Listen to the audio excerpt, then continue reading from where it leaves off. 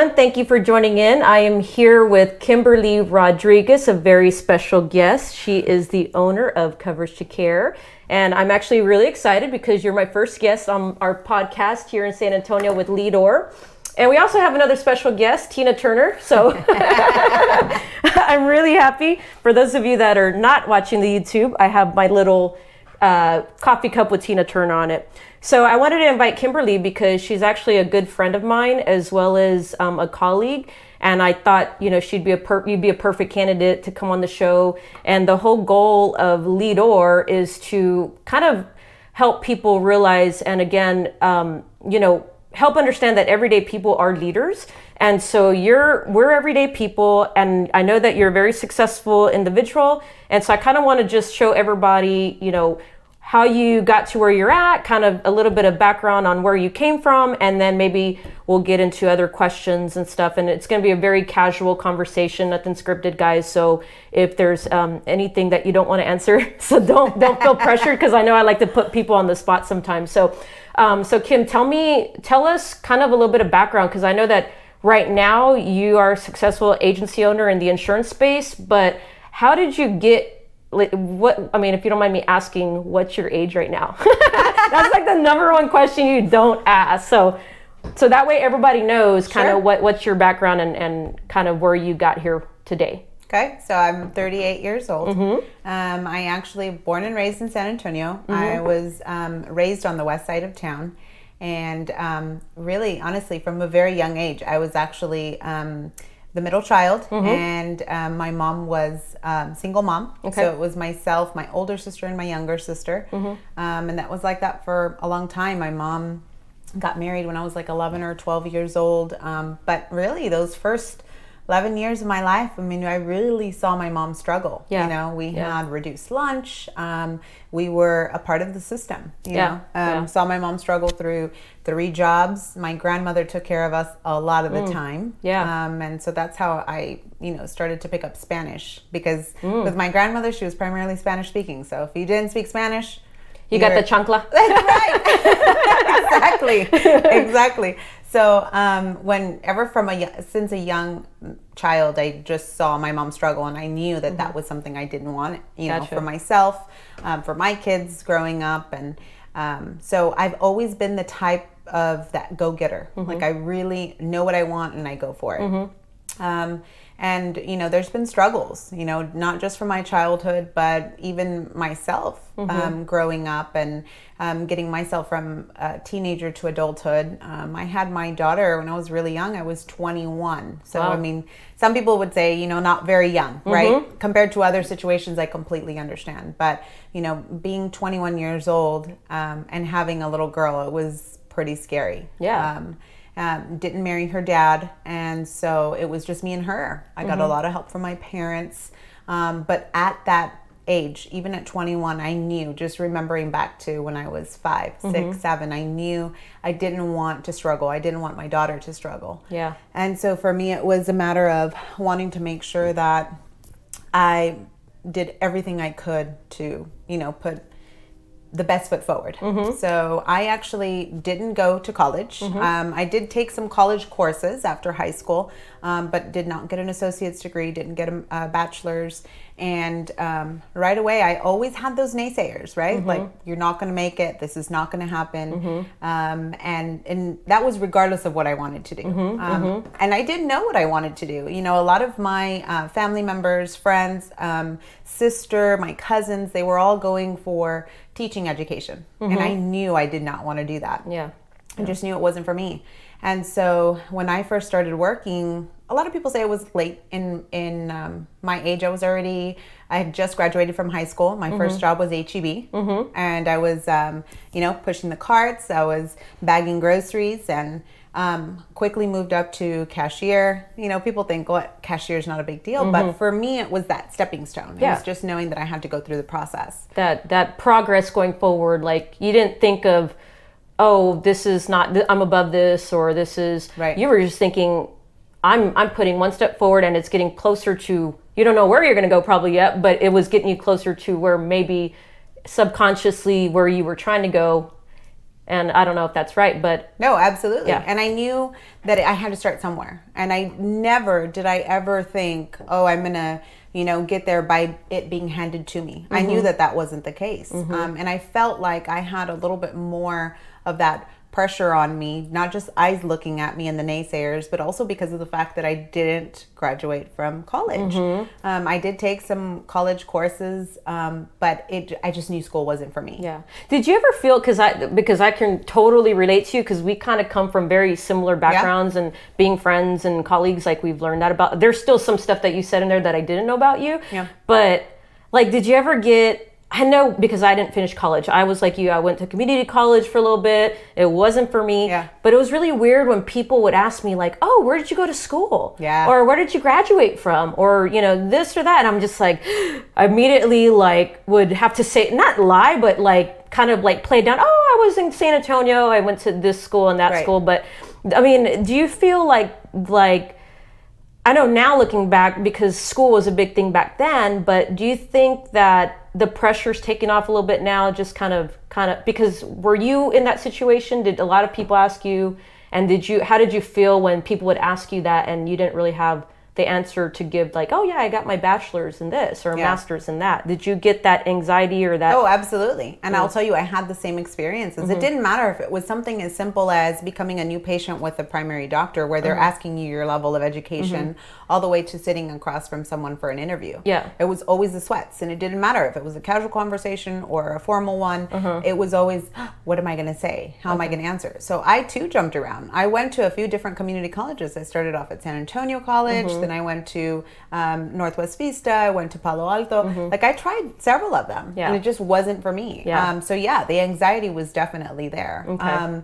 But to answer your question, speeding forward, I will definitely say that I still see that as a huge conversation piece, right? Where college has to be the next step. My daughter just turned 17, and she's a part of this class called AVID at her school, and they are all about that. Like, what school are you going to go to? She came home the other day and she's like, you're going to help me, right? Like, what are we going to do about college? And so trying to talk her down from that, not telling her she cannot go to college, but just saying that there is opportunity for success. On the outside looking in now, I now see how much they push college. It's a business. They're trying to make money from it. They make money from the books, from the classes, from everything. And then you hear so many stories of people that have gone to school for so long to get a degree, and then to come out to have all of these bills, all of these loan paybacks that they have to do, per se. So I mean, and not that there's anything wrong with college, because I know my fiance, she has her master's, and that's great for her. But like people like you and me that were in, because I always say I was in this undecided mode. Like I never knew what the heck I wanted to do. And I kind of, I think the universe kind of landed me into where I am today, just because I was like, no school. But I think that there is a place for people. But I think kind of like Gary Vee, I don't know if you listen to him, he always says, be very self-aware of what makes you happy. So if it's college that makes you happy, then do that. Or if it's, if college ain't for you and you're in your early 20s, you have time to mess up. Like, gosh, like I've messed up all the way up into my 30s. Somehow I was still, and the first step is taking the leadership in your own life. And a part of that is breaking it down even further and saying, okay, I'm going to lead my life and I made a decision now, but what is that going to look like for me? And you can get creative, and it's not necessarily one way or, one way and no other way. Right. So explore those ways, get creative, and figure out what makes you happy. So going back to, you were working at HEB, you were going through these different colleges. How did you land in insurance? Good question. So I actually started off with United Healthcare. Okay. United Healthcare, I was working as a customer service rep. And rewinding a little bit before that, I actually used to work with my mom at her office. She had her own agency, but for Allstate. Okay. So PNC, okay. Gotcha. Property and Casualty. And what landed rewinding a little bit more before that, I actually started at USAA at 19 years old. This kind of just goes to show my kind of personality and determination. When I want something, I'm going to go for it full force. Yeah. And so at 19, I had a whole bunch of people, naysayers, my, friends, family, like, what are you doing? You're crazy. You don't have any college, background or any kind of experience. You're not going to get in. And back then, the department for USA was called the Loss Report Unit. And so it was perfect for a college student to be able to go in. You worked evening hours, and it was called the Regional Services Department. And I was able to work in the evenings, 5 o'clock, get out at 9, 11 o'clock. But I was making $30,000 at 19 years old. That's a pretty big deal, because I know it doesn't seem like a lot now, but heck, 19 years old, $30,000, so yeah, I can see how that's like a big deal. And a friend of mine that I used to go to high school with applied with me, and she was like, I didn't get in, I didn't get a call back, and that was it. She left it at that. I was persistent. I literally every single day was bugging that HR department rep, and I'm sure to this day she probably remembers me because I bugged her so much. But every day it was about the persistence and wanting to get in. Sure enough, I finally get in. Get an interview with her. I got approved. I got in, and that's where my insurance started, but through property and casualty. Gotcha. Left USAA, went to go work with my mom at her agency, and it was just tough. Working with family is hard. I love my mom to death, but it was just too much working with her. So I was there for about a year and a half. Left there, then went to United Healthcare. At United Healthcare, the reason I actually went to United was because being in the property and casualty side of things, I heard about the opportunity with larger commissions through the health insurance side. And so I knew there yet again, I had to start all over. Not having the college degree, not having the experience, I knew I was going to have to start at the very bottom. So I literally got in on United with customer service. I was on the phone, taking calls, answering benefit questions, had no clue what I was doing. I was there for about a year and a half. Ran into an opportunity where I was able to actually go and apply and start with WellMed. There again, started at the bottom, didn't know what I was doing with the health, primary care world, right? Okay. And so then I started with them in their social services department, just collecting Medicaid applications. Did that for a while, and didn't take me more than a year. And I outbeat a colleague that I was able to get into the marketing department. She and I both interviewed for it.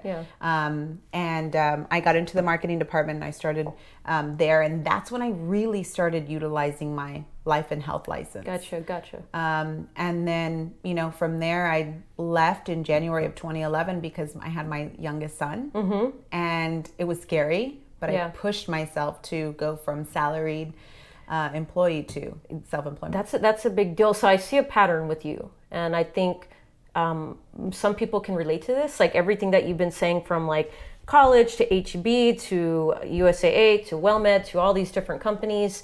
One thing I see a pattern is that you weren't afraid of the unknown. Like you were kind of just, hey, you know what? I'm going to do this because it gets me one step closer.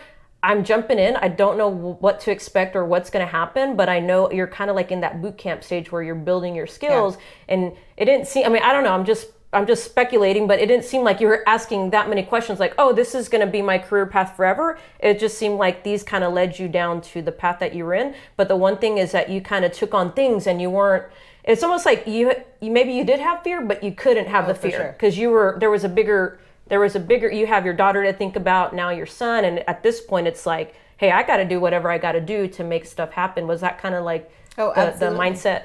Absolutely. And I felt like if I allowed fear to hold me back. Did I have my moments of fear? Absolutely. I'm human. So definitely there was a lot of times that I would, go behind a closed bathroom door and then just sit there and cry. What am I going to do? How do I make this happen? But every time I had something in me that said, you know what? It doesn't matter. Suck it up, put it aside, make it happen. And so I think the way that I work, it's funny because people say, oh, when you get, all the naysayers, that it kind of makes you shrink back. If anything, that actually gives me fuels you more fuel. Yeah. Well, it doesn't surprise me because a lot of people that are very successful, it actually is that for them. When you listen to a lot of these like multimillionaires and billionaires, and they would talk about that, they said that actually fuels them. And but everybody has their different fuel, right? Like, and that's a good point to bring up, because aside from business, like let's just take business out of the question, people do worry a lot about judgment, right? Like, for sure. It's like, oh, what if they, what are they going to think of me if I do this? And what are they going to think of me if I do that? And I think it really does hold people back. Like for instance, this podcast, right? Like we're doing this podcast, like if I would have said, oh God, what if people think I'm dumb? And what if people think I don't have anything good to say? Or what, it wouldn't do good for anybody, because the whole point is to try to get information out there to people. And maybe they can take one bit of advice from you or from anybody else that comes on this show and say, hey, you know what? I can relate to her. And okay, you know what? I'm going to implement this next time. Or I'm going to change the way I start thinking going forward. And that's the whole point. So just remember, guys, like if you're feeling something that's holding you back, just do it. Like don't overthink it, because our thoughts can just go everywhere, right? And that's for anybody. Like it's funny because I feel like some people out there pretend they don't have like fears and insecurities, right? Like, oh, I'm this, big shot, but everybody has insecurities. Would you say? Well, can I ask you a personal question? Ask it first, and then I'll see if I can answer it. So what are you most insecure about? Because obviously everybody has them. I have them. Everybody has them. What is your biggest fear or insecurity? Surprisingly, I would say the fear of being unliked.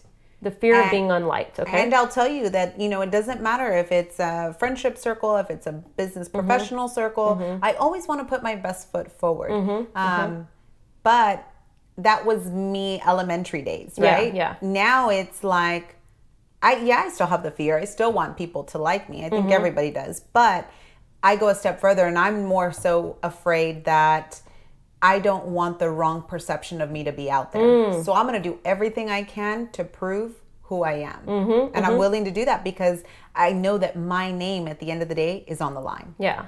And so it's kind of another level of that. Yeah. Still your reputation is everything. Absolutely. But I think when people actually get to know you, like I know when I was in high school, people were like, oh my God, she's a B, or, because I would like I'd have this, face, and I'm squinting, and it's probably I didn't have my contacts on that day, or I didn't have my glasses, but people would think, oh my God, Victoria, the reason we didn't talk to you in high school was you looked so intimidating. Like you kind of looked, like you were in a bad mood. And it wasn't that. Inside, I was like jumping for joy and happy. But on the outside, I just had this like F you kind of, vibe. And but when people get to know me and who I am, they're like, oh yeah, no, Victoria's good people. And the same with you, like, we've all had our instances where we hear things about other people, but when you really, I would challenge people not to get into that, like get out of that mindset of just listening to what anybody has to say without ever meeting that person, right? Had I listened to what people were saying about you, we would not be in this situation right now. And I admire you, because not only are you a dedicated mom and a wife and a sister, and I'm sure a daughter, but you managed to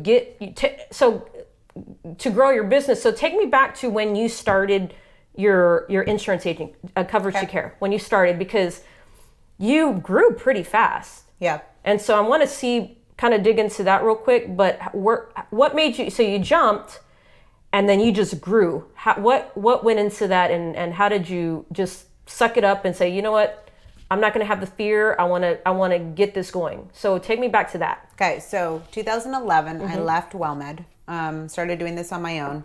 About June of 2012 is when I really started to work the business. Okay. In June of 2012, between 2011 through 2012, I was with another agency, national agency. Wasn't paying attention to me. I told them I wanted to grow. I wanted to have a team. Wouldn't pay attention to me, so I just knew I had to jump ship. Yep. I had to move over to a different agency, so I did.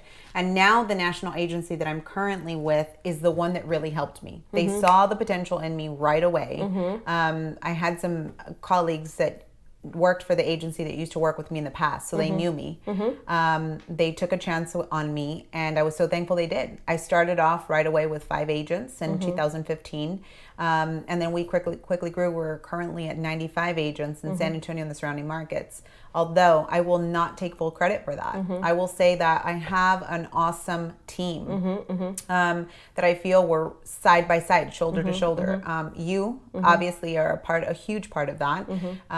And it's me being able to find like-minded people like myself. Yeah. Like you are a lot like me, you know, roll up your sleeves, willing to work and really put in the grit that's necessary to make it happen.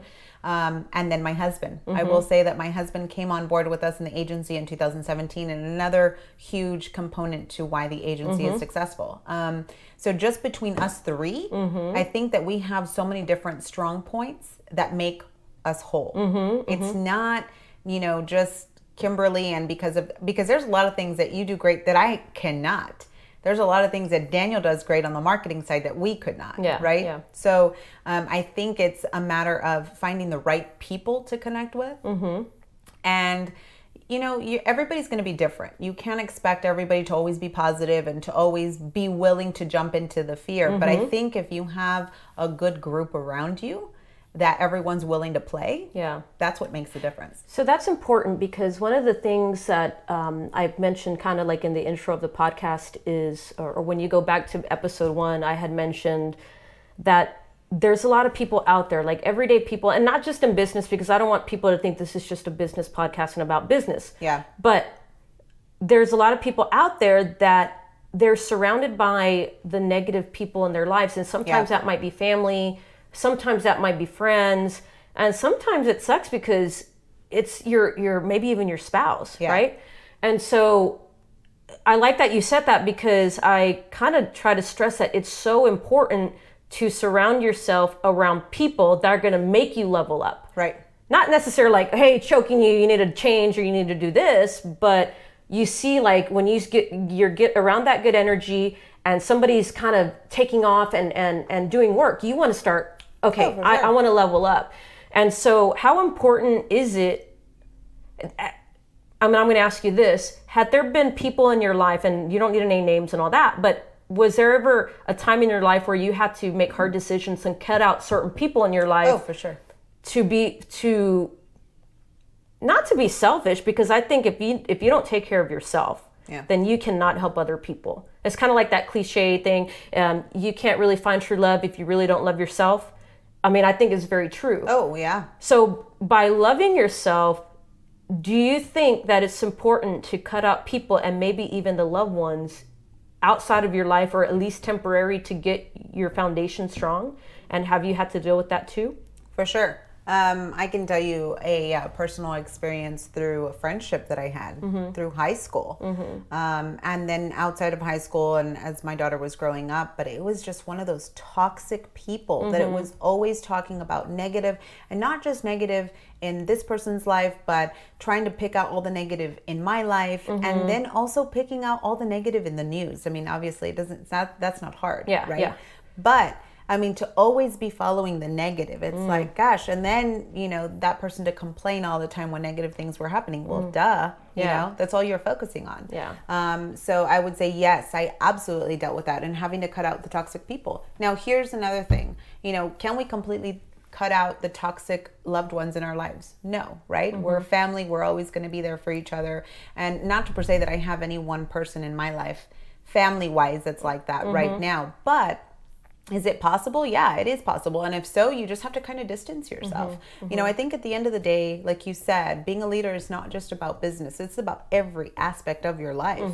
So you really have to go, you know, dumb it down to the very bottom and say, okay, what is my foundation? Do I have a foundation that's sturdy enough to say I can build upon that? And I agree with you 1,000%. When I actually got a divorce officially in 2013 with my first husband, I went 2 years just kind of going through my own spiritual path. And then from there kind of really rebuilding myself, because for whatever reason, there was always this idea that in high school that I had to be, have a boyfriend and, have you had sex and, all of that main stuff that comes up for these kids in high school. Yeah. It's ridiculous. Yeah. And that's not life. Yeah. Life is not have a boyfriend, how many sexual partners have you had? And that's not life. Yeah. Yeah. Well, it's different in high school because everybody, that's like, I don't know where, and that's a whole nother conversation, Right.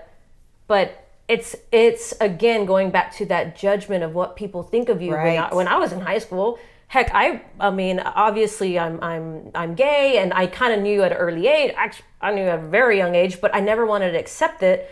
But there was that pressure of you have to like boys and you have to do this, and so I kind of went on that path, and I was very unhappy. So I can see where these kids can get to this situation, or even adults worry too much about what people think, Yeah. and it has a bad impact on them. But going back to not surrounding yourself by people that don't want the best for you. Right. Right. And that's something that I actually was just talking to my 17-year-old daughter about this morning. Oh God, 17. Yeah, exactly. Everyone pray for me. But I will say that was the very conversation I was having with her. Like, it doesn't have to be about that. So life is so much more. So going back to what I was saying earlier, in those couple of years between 2013 and 2015, it was something that was an opportunity for me to grow. Yeah. And to really, okay, I need to love myself. What do I like? What don't I like? Yeah.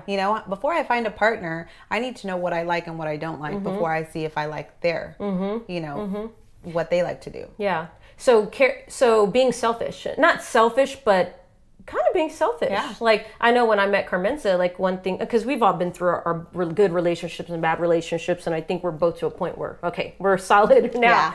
But when we first got together, it's funny because she said she wrote a list of everything she wanted in a person. Yeah. She like literally got that specific, like not saying, oh, I wish I could meet somebody that was, perfect and sweep me off my feet. No, I want somebody to like this music. I want somebody that is positive. I want somebody that's ambitious. And breaking it down. So I think the power of writing things down and being specific in your vision is very important, because I think it really does manifest in your everyday actions and where we want to go in our life too. Because and again, this podcast is good because I want people, like, if you're sitting at home right now watching this video or wherever you're at, and you're kind of in this rut, like you're stuck, or you're like, God, I'm at this moment in my life where I don't know what the heck I want to do. Like, I'm 45 years old, I'm on this path or this path, I don't know what I want to do with my life.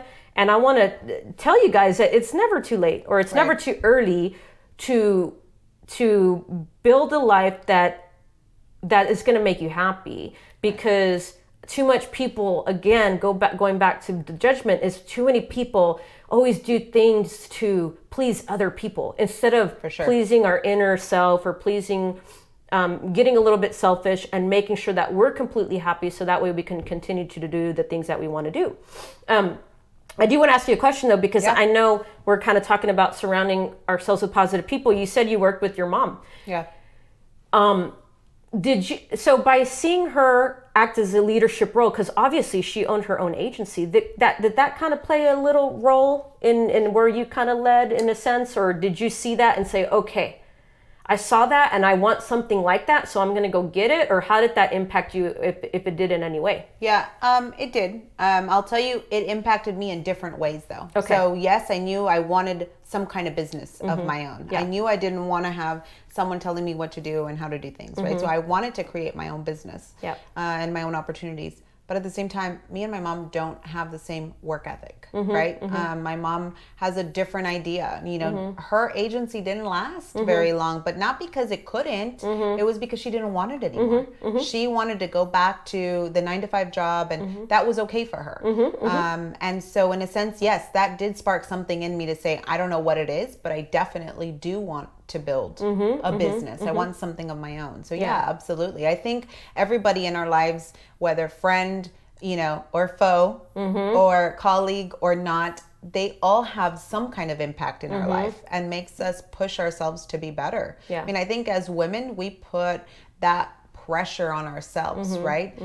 To do good, and we're always worried about what other people are thinking, but even more so as women. I mean, you think about the Me Too movement and everything that's going on now, you definitely see an even inflated push, right? That women can do the same thing men do. So yeah, and I think it's like, especially in our industry, because for those of you guys that don't know, we're in the insurance industry, specifically health insurance, and God, I hate to even get in that because it's not like, oh, women, and you know, but it definitely is.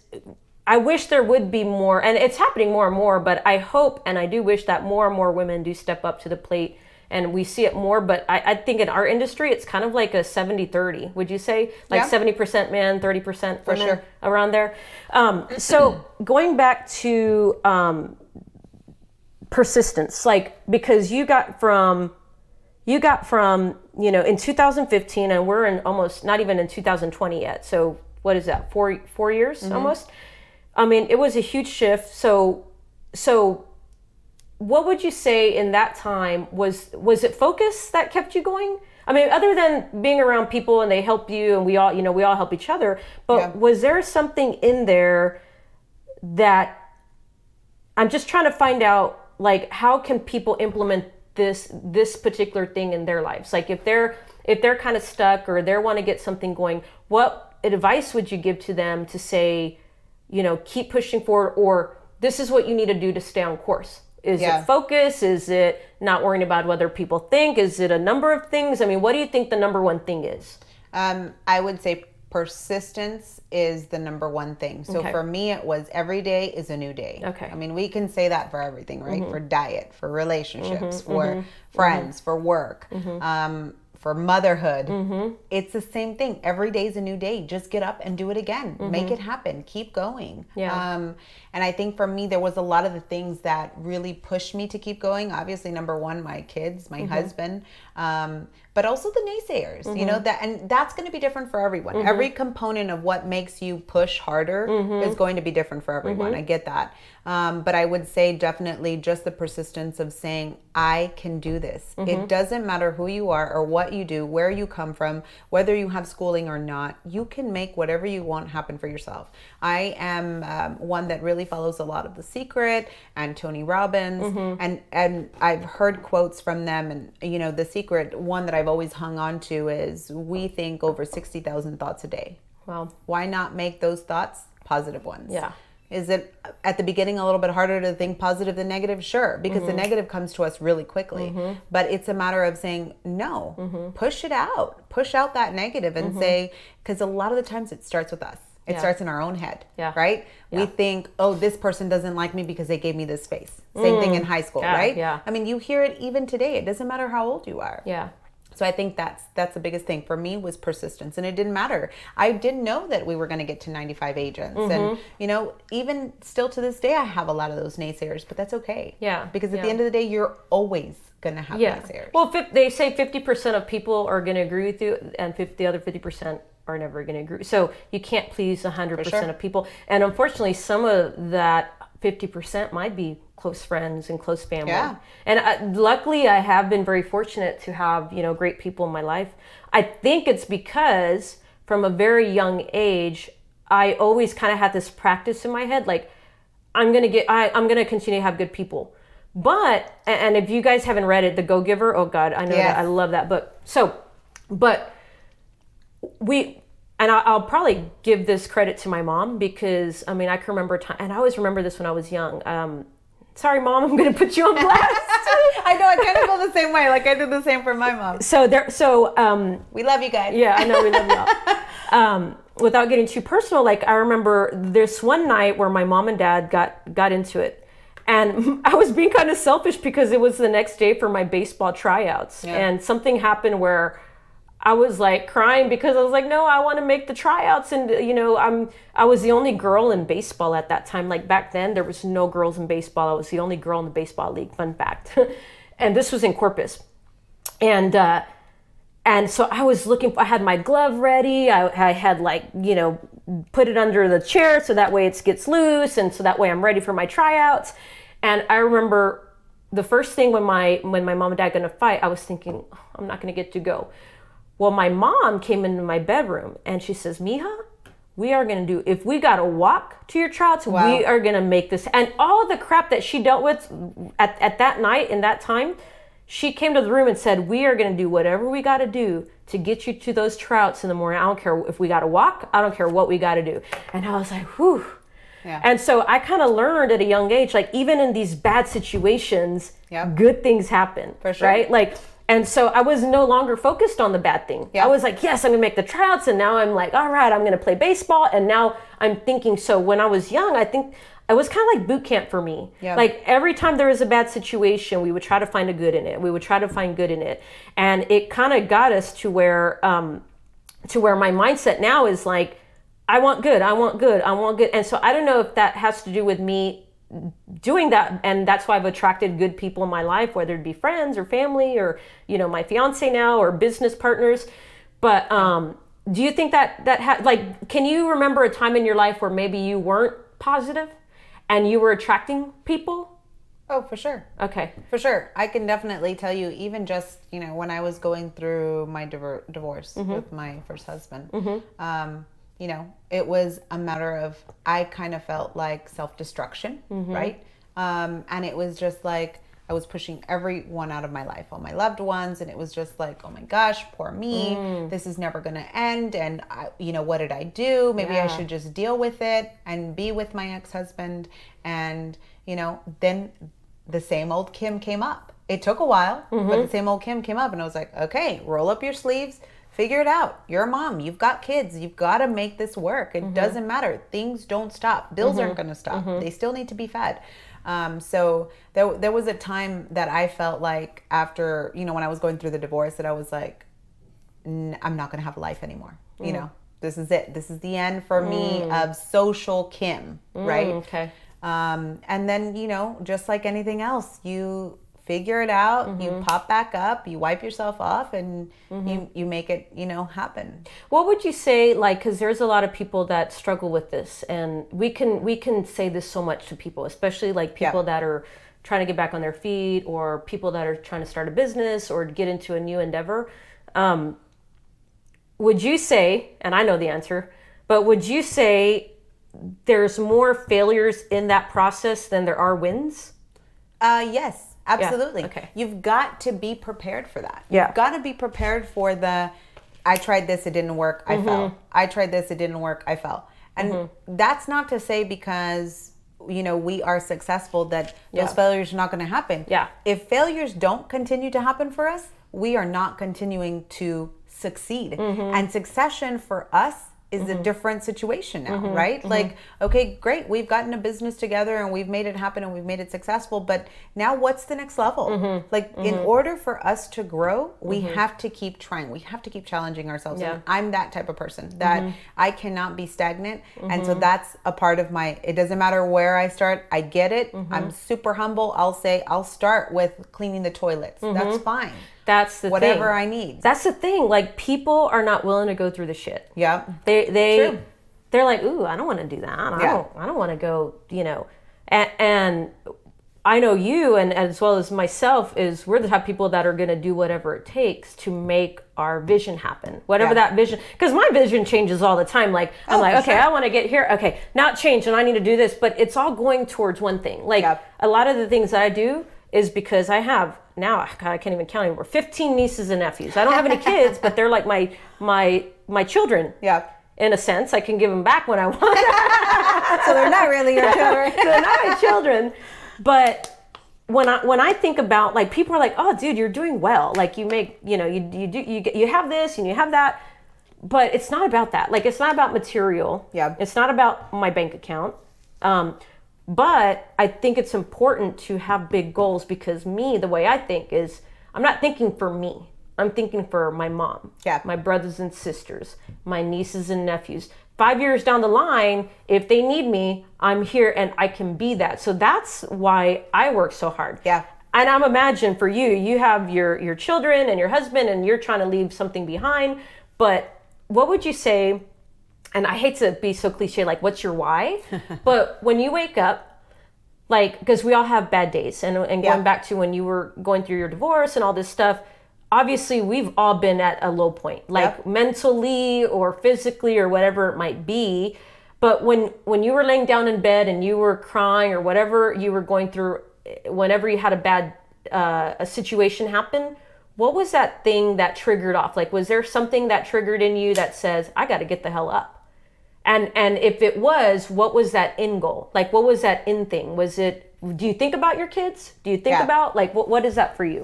Well, and I know that this podcast is about leadership and all of that, and I don't want to stray too much far off of that, but 100% honesty, it was spiritual. Okay. It was a spiritual path that I took. I'm a Jehovah's Witness, and for me, that's one thing that, oh my gosh, it's so taboo to say. There's a lot of misconceptions out there about the religion. This is not what that is about. This podcast is not that. But just saying that, for me, that's what led me to where I am today. It was Jehovah. I put him first, and I just kind of led it to him, and I said, you know what? Help me. I know I can't figure this out by myself. And so I allowed him to lead me. And that's what got me up. That was my initial. Gotcha.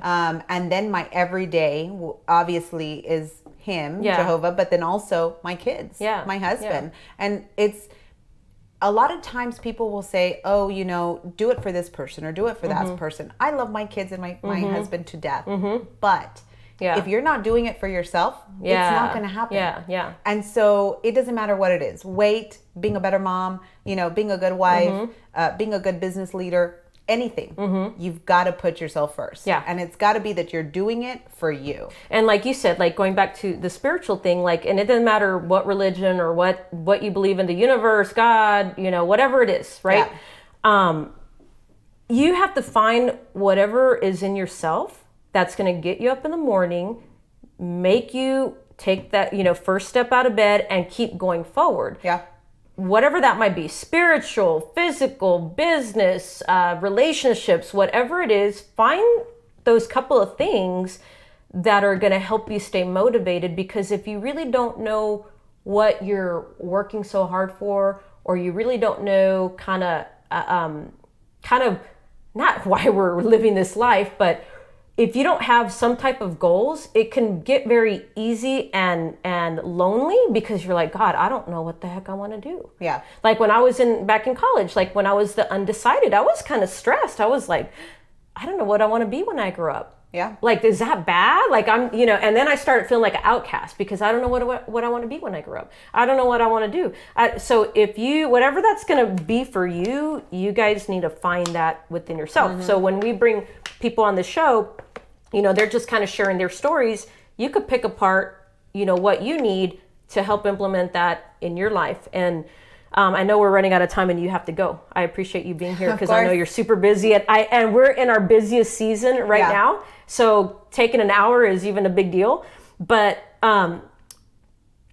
what would you say? So talking to everybody, like just to kind of close out, I know we kind of talked a lot. And again, leadership is not about somebody that just owns a business or somebody that's you know, owning this big company or military or coaches or whatever it might be. It's not just about that. It's about finding how to lead your life. Right. And if you need guidance, that's what we're here to help with. But just find, you know, if I can make a recommendation, listen to podcasts, read books. I mean, that's what's helped me. I mean, it's kind of like my therapy.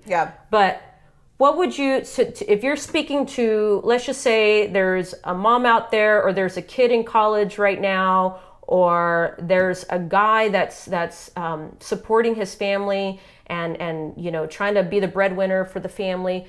What's one thing that you would say to these individuals to help them stay motivated? To help them stay motivated. That's a good question. Know your why. I know, like you said earlier, that sounds like very cliche-ish, but what is it that drives you? What's your fuel? And it can be anything, like you said. You know, we said earlier, I didn't go to college. That doesn't mean that's everyone's, you know, situation or path. I completely get it, but know your why. Do things for you. And I think that so many times we allow other people, other situations to really get in our head and allow that to drive us. But at the end of the day, are you really happy? If you're not doing it for you and you're doing it because someone else is in your ear telling you what to do, it's not going to last. It doesn't matter what it is. And it doesn't matter who you are. You can do whatever you want. You just have to put your mind to it. Yeah. And I know that that's something we hear all the time. And it's like, oh, come on, whatever. Yeah. But then this comes and life comes at you. Yes. Yeah. Life comes at all of us. It's a matter of how you handle that situation. And again, looking at the positives of what can come out of it. Yeah. Because you've got to fail to make things happen. So you know your why. I'm actually so glad you said that because it goes back to the reason for this podcast, Lead Or, right? It's like, again, in the first podcast, I said, if you don't build a foundation, a strong enough foundation under you, how are you supposed to help other people? Whether it be your inner circle or beyond your inner circle, other people that you don't even know, you've never met. So if you're not being selfish enough, and not so much selfish, because selfish seems like a negative word, but it's really not. It's like loving yourself, right? Yeah. And finding out what's going to make you be that better person, so that way you've built that strong foundation. That's going to be the first step, because if you're trying to help, and there's nothing wrong with helping people, but if you're trying to help all these people around you, but you don't even have your foundation strong, how are you going to be able to scale that or to maintain that level of givingness, or however you say it, without maintaining that strong foundation? So I'm really glad you said that, because it kind of ties into everything that we're doing, we're trying to convey in these messages. Yeah, it's like in the airplane. You got to put on your oxygen mask first before you can put on anyone else. So, there's always this negative connotation about putting yourself first. Yeah. Right? Yeah. Or doing something for yourself, treating yourself for a day. Don't see it as negative. It's not. If And you're we're not all putting yourself first, you don't have the energy. And don't be going to no Nordstrom and buying yourself some Louboutins and some Louis Vuitton. We're talking about... Hey, there's nothing wrong with that either. If you want to do that, you can do that all day long. But we're talking, internally first, be selfish. Yeah. And build that, and build that... self-esteem.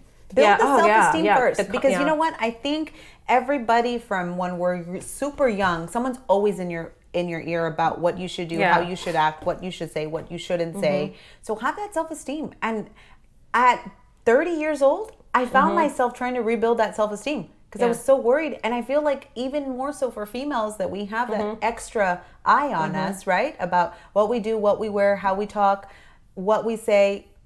I think definitely self-esteem. And I'm going to do a little plug. I know a friend of ours, or not a friend of mine, has a podcast called The Confidence Creator. So if you're a woman and you're trying to find that confidence, it's a great podcast. Go listen to it. They're locally here in San Antonio.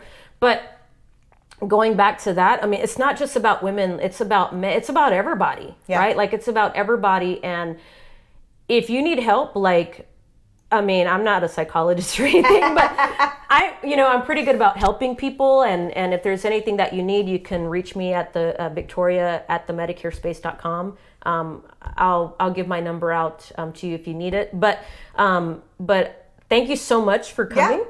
You're awesome. You're very ooh.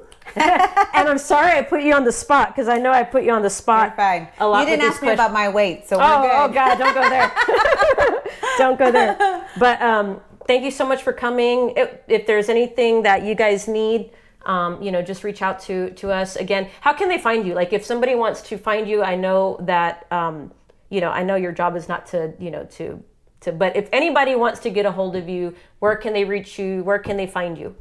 I actually, without plugging in our agency, I really don't have, I can plug in your agency. Yeah, absolutely. So Kimberly at coverage2care.com. If you guys have any questions, feel free to shoot me an email. I'm more than happy to answer that. And then, that's probably the best way. And then if you would like a phone conversation, email me, and then I can give you my number and we can talk from there. Awesome. Well, again, guys, thank you so much for joining in today's podcast. Sorry about that.